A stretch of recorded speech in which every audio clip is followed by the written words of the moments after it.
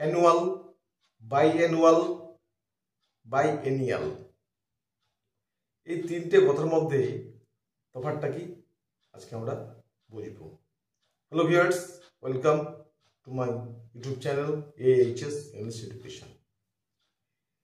Annual বলতে বোঝাচ্ছে বছরে একবার যেটা হয়, অর্থাৎ বাৎসরিক।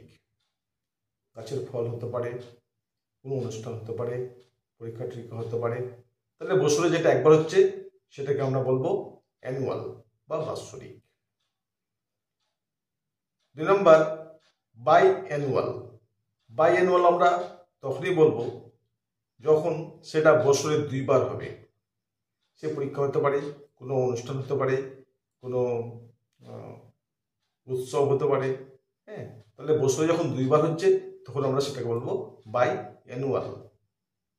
আবার বাইএনিয়াল, ওটা ছিল অ্যানুয়াল, এখানে হচ্ছে অ্যানিয়াল, বাইএনিয়াল। তাহলে বাই বলতে 2 বার বোঝায়, এনিয়াল।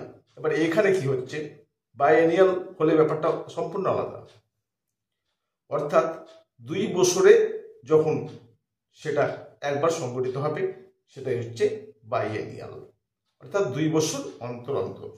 ঠিক আছে, আর বাইঅ্যানুয়ালটা হচ্ছে কি বছরে 2 বার, আর এখানে হচ্ছে বাইএনিয়াল মানে 2 বছরে একবার।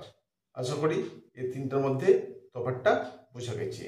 এরকম ইনফরমেটিভ ভিডিও পেতে চ্যানেলটা সাবস্ক্রাইব করে পাশে থাকবেন। Thanks for watching.